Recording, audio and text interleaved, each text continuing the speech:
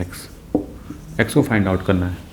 देखो NF method से बहुत ईजी तरीके से इसको सॉल्व किया जा सकता है। क्या क्या बताया था हमने, जहाँ पे x है उसको n+n पुट कर दो तो 2 टाइम्स यहाँ पे क्या हो जाएगा n+f। जहाँ पे फ्रैक्शनल पार्ट है उसको क्या बताया था, उसको f पुट कर दो। जहाँ पे इंटीजर है उसको n और ये -2। ठीक है, यहाँ से हमको क्या देखना है, n और f में एक रिलेशन। ठीक है, सिंपली मल्टीप्लिकेशन करोगे तो क्या मिलेगा, like this one 2n + 2f + 3f। ठीक है, दिस इक्वल टू 4n - 2 के करस्पॉन्डिंग। यहाँ था तो कोई डाउट नहीं होना चाहिए कि ऐसे तो कैसे। अब f को in the terms of n निकाल लो। ठीक है, ये कितना हो जाएगा 5f, दिस इक्वल टू इसको इधर भेजोगे तो 2n। तो f की वैल्यू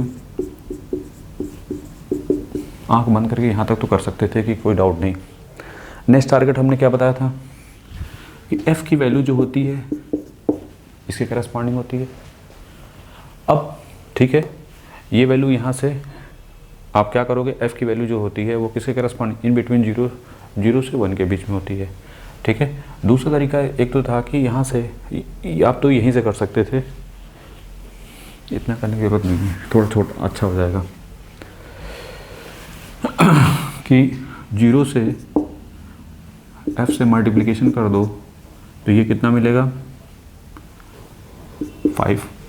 ठीक है, अब यहाँ पे हो गया 2n - 2, या ऐसे लिख सकते हो, चलो रहने दो इट इज़, या ऐसे भी लिख सकते हो n - 1 5। अब बताइए इन बिटवीन ये क्या है, कि इंटीजर है, ये पूरा जो है ये क्या है, एक इंटीजर है। ठीक है, अब बताइए यहाँ से कितनी वैल्यू लिख सकते हैं, 0 1 2 3 4, नहीं 0 से 5 के बीच में कितने इंटीजर होंगे, 4 इंटीजर होंगे, 5 इंटीजर होंगे। तो पहला तो यहाँ पे क्या क्या बनेगा, n की वैल्यू सॉरी कौन कौन से इंटीजर आएंगे, एक 0, एक इंटीजर 1, एक इंटीजर 2, एक इंटीजर 3 और एक इंटीजर 4, 4 होंगे इन बिटवीन 0 से 5 के बीच में। फिर नेक्स्ट टारगेट क्या बताया था कि अब 2n - 2 दिस इक्वल टू क्या करो, यहाँ से 2n - 2 this equal to 0, 2n - 2 this equal to 1, 2n - 2 this equal to 2, 2n - 2 this equal to 3। बस जो प्रोसीजर बताया बस उस प्रोसीजर को फॉलो करते जाओ, आंख बंद करके पता चला जाएगा। फिर क्या हो जाएगा, n की वैल्यू यहाँ से क्या मिलेगी 1, n की वैल्यू 1 आई। अब ये बताइए कि इंटीजर वैल्यू है, सही है, कोई दिक्कत नहीं, एक्सेप्ट है, एक्सेप्ट करेगा ये। फिर नेक्स्ट यहाँ से 2n - ये कितना हो जाएगा 3, तो n की वैल्यू क्या आ रही है 3/2, एक्सेप्टेबल है, नहीं। n की वैल्यू कोई 3/2 टाइप की हो सकती है क्या, नहीं हो सकती, तो नॉट एक्सेप्टेबल।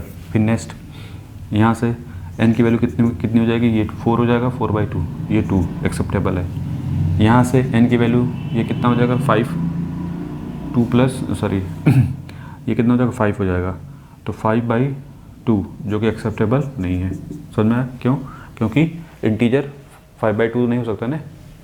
और यहाँ से इंटीजर कितना रहे, n की वैल्यू 6/2 3। तो यहाँ से देखिए ये वाला और ये वाला एक्सेप्टेबल है। अब इनकी हेल्प से अब ये वैल्यू किस में पुट कर देंगे, इसमें, इससे हमको क्या मिल जाएगा, f मिल जाएगा। ठीक है, तो 5f दिस इक्वल टू 2, इसमें डायरेक्ट वैल्यू पुट कर दो, इसको इक्वेशन नंबर 1 करके छोड़ दो। 1 2 × 1 - 2 तो ये 0, तो f की वैल्यू क्या मिल रही है 0। अब देखो 0 क्या एक्सेप्टेबल है, हाँ 0 की वैल्यू, f की वैल्यू 0 के इक्वल और 1 से कम होनी चाहिए, नहीं 0 और 1 के बीच में, और 0 के इक्वल वाले भी एक्सेप्टेबल है, दैट्स वाई, तो एक्सेप्टेबल है। ठीक है, फिर यहाँ से ये तो है ही नहीं, n की वैल्यू 2 पुट कर दो यहाँ पे, तो 2 × 2 4, 4 - 2, तो यहाँ से 5f this equal to sorry हाँ 2 × 2 4 - 2 कितना हो जाएगा 2, तो f की वैल्यू 2/5, 1 से कम है, एक्सेप्टेबल है, ये तो है ही नहीं। यहाँ पे इसकी वैल्यू पुट करो 3 × 2 6 - 2, 6 - 2 कितना होगा 4, तो f की वैल्यू कितना होगा 4/5, ये भी सही है। तो अब हमको n पे और ये तो हमने क्या बताया था, x की वैल्यू किसके करस्पॉन्डिंग होती है, n प्लस एफ के। तो ये वैल्यू पुट कर दो इसमें, तो x की वैल्यू क्या हो जाएगी 1 प्लस 0, तो क्या मिला 1। ठीक है, यहाँ तक तो कोई डाउट नहीं, 1 के x सही है ना जी। यहाँ पे x की वैल्यू 0, तो f की वैल्यू क्या मिलेगी, ठीक है, यहाँ पे पुट करेंगे तो ये तो ख़त्म कहानी है। यहाँ से 2 प्लस 2/5, ये मिलेगा 10 प्लस 2 12/5। ठीक है, ये मिलेगा 12/5, ये तो है नहीं। और f की वैल्यू इस वाले में पुट करोगे तो x की वैल्यू मिलेगी 3 प्लस 4/5, 19/5। एक बार रीचेक कर लो कहीं मिस्टेक तो नहीं हुई है।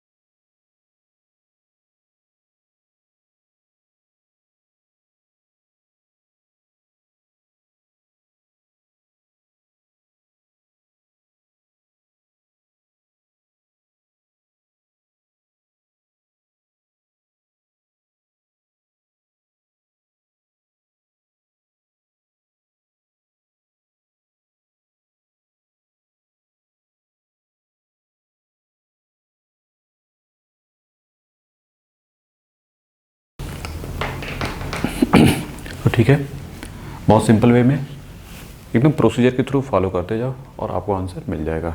ठीक है,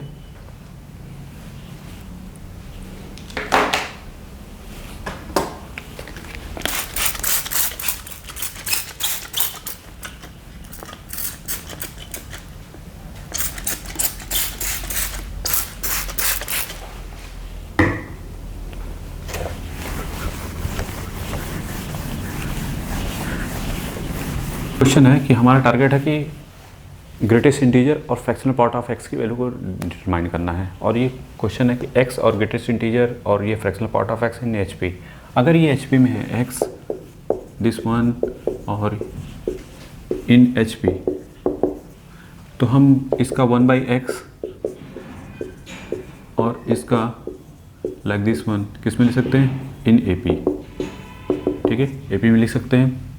तो आपको यहाँ से एक चीज़ तो निकल के आएगी, -1/x this equal to 1 minus like this one corresponding. ठीक है, इसकी हेल्प से आप लिख सकते हैं like this one divide by x into greatest integer this equal to greatest integer minus fractional part of x divided by like this one, और ये हो गया। ठीक है, यहाँ तक तो कोई डाउट नहीं। और हमको एक चीज़ और भी पता है कि x दिस इक्वल टू होता किसके करस्पॉन्डिंग है, greatest integer x plus fractional part of x के करस्पॉन्डिंग। जैसी ज़रूरत होगी उसके करस्पॉन्डिंग हम लोग चीज़ों को कर सकते हैं। ठीक है, दिस वन कैंसिल आउट, ये वाला portion cancel out. x minus greatest integer this equal to like this one. तो इसकी जगह देखो, दिस वन की जगह क्या लिख सकते हैं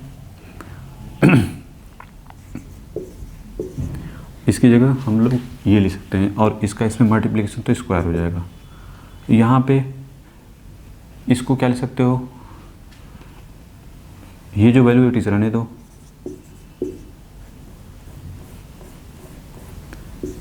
माइनस लाइक दिस वन। ठीक है, और इस x की जगह हम फिर लिख सकते हैं मल्टीप्लिकेशन करेंगे